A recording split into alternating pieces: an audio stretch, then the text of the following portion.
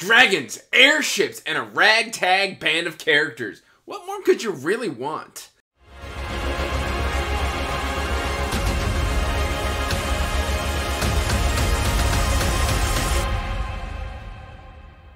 Hey everyone, welcome back to Andrew's Wizardly Reads, and as always guys, I am Andrew, and today I have got another self-pub book review here for you. But before we get into that, make sure you are liking and subscribing so you can get regular updates for when I put out new content. And guys, today I am talking about one of my favorite self-pub authors' debut books, but it's also her newest book because she redid her author name, and so she is going back and kind of polishing up all of her old work and re-releasing it. And that is L.L. Macrea's Moroda. It's getting new covers. She's added in some chapters and stuff for the second edition, and I was provided a review copy by the author in ebook. And let me tell you what, guys, L.L. Macrea has this year become one of my favorite self-pub authors. She is definitely, if you like really human-based fantasy where like you're focusing in on the characters and the relationships and how they interact within the world, you need to be checking out L.L. Macrea. Now, this is a book review, non-spoiler, about Moroda. And guys, I gotta tell you what, as a debut, even as a polished up debut, I really enjoyed this story.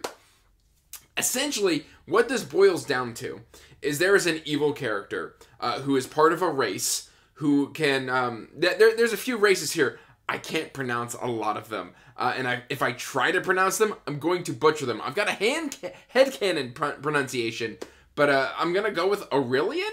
Basically, these are kind of like bird-like beings with people with wings on their back who can control the weather. They can kill dragons and things of that nature. They've got dragon hunters.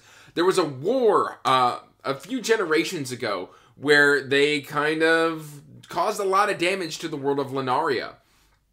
And as a result, they were banned from the continent. They were pushed out. They were all, you're not allowed on the mainland without special dispensation.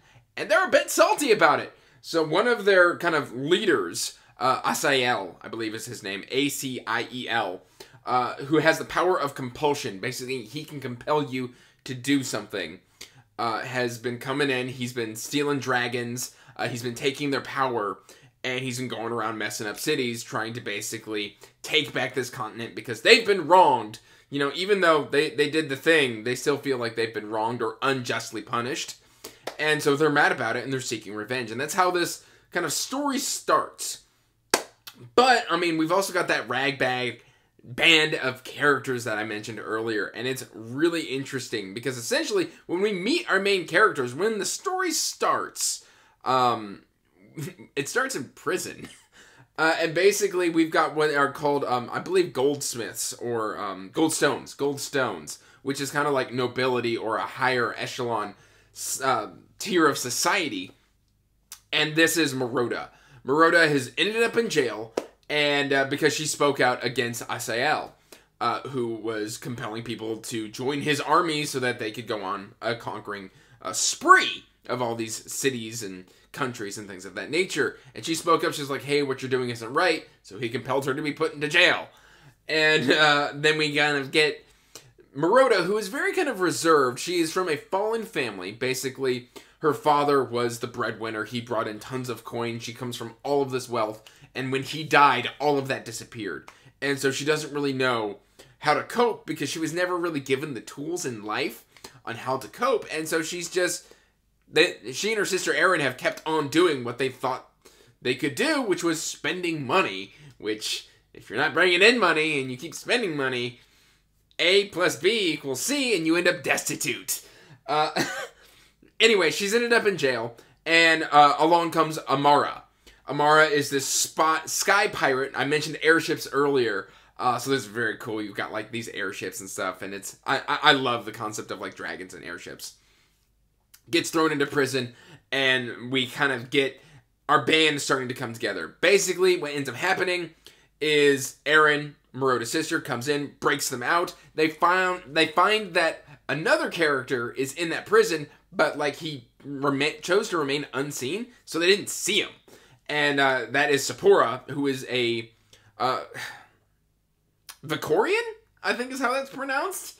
I think I've butchered that. But basically, he is essentially a Naga. He can turn into a snake. and he's got a venomous bite, things of that nature. He's very mean. He's a killer. He's very dangerous.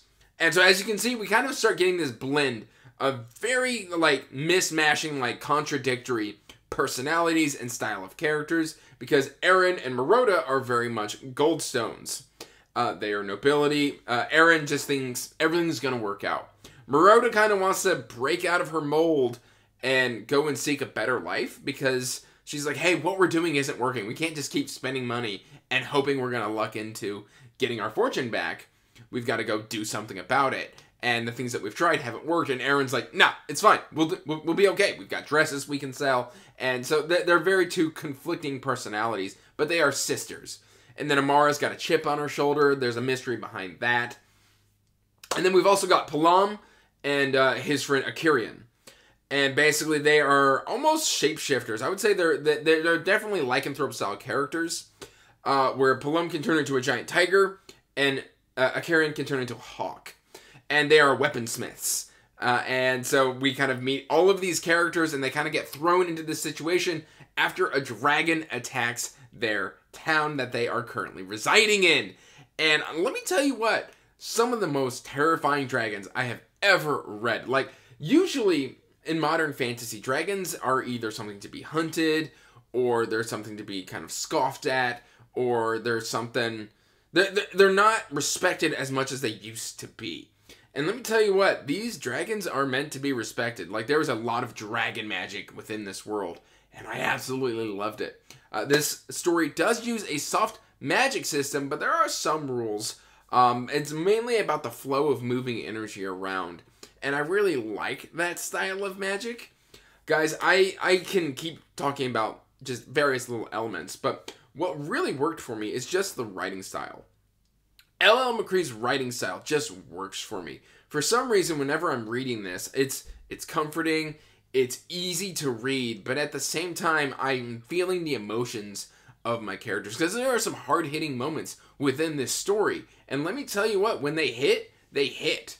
And when something tragic happens, a lot of the times we hyper-focus on that in modern fantasy.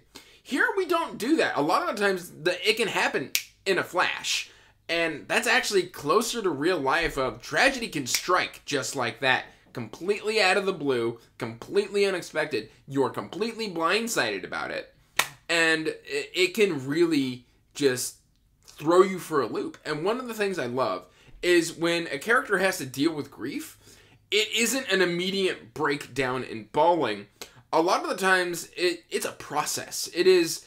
You know, you can kind of see them going through their stages of grief within this story. And it's fantastic to really see, because my initial thing is like, oh, why didn't they start immediately crying? Well, because they're processing this, it's literally like happened in a snap of lightning. And the more I thought about it, the more I'm like, this is such a realistic take on grief and how to process that very tumultuous emotion. And I just absolutely love the writing style and the way the characters are written. They are all very individual. They all feel very fleshed out. And what is really special about this story is that the way they interact is, even though everybody is just, if you were to put these people in a room and be like, hey, you need to become best friends, it's not gonna happen. And it doesn't happen here either, but at the same time, they learn to work together to move forward to achieve a goal, which is bringing down this evil villain. It's absolutely fascinating, and I loved this story. As a debut, basically as a reworked debut, I gave this story a 4.5 out of 5 on my enjoyment scale. Like, I can't tell you how much I really enjoyed this. The only thing that really didn't work for me, like I said, is things can happen in just like that. Like real life. Like, you know, you can be going about your day and bam, car accident, you're gone. Or you can be walking down the street, bam, trip, break your leg, you're out of commission. And sometimes stuff like that happens in this story where it's just like, blink and you miss it. And it can be very jarring sometimes. But at the same time, like, I understand what's happened, and I'm really enjoying the story and how we're dealing with what we're dealing with. I cannot recommend L.L. Macrea's works enough. The Lenara cycle is, I believe that Moroda is the first out of a planned 6, which there are currently 4. There's Moroda, Palome, Amara, And then I think there's Issa, and I think Cole is book 5, which is coming out this year, I think. If you want to get signed paperbacks from the author, I will include in the description down below links to the author's website where she bundles these books together where you can buy them in bulk, and she will sign them for you. So that said, guys, that's really all I've got for you. I really enjoyed this one. It's got great characters. It's got great magic. It's fantasy AF. And it's fantasy as I love to read it. I highly, highly recommend you check out L.L. Macrea's works, including Moroda and, of course, the Iron Crown. That said, guys, that's really all I've got for you. Please like, comment, subscribe if you liked this video. And check out that Patreon if you want to support what I do. Till next time, peace out, stay magical, bye. And as always, I want to give a huge thank you to my patrons.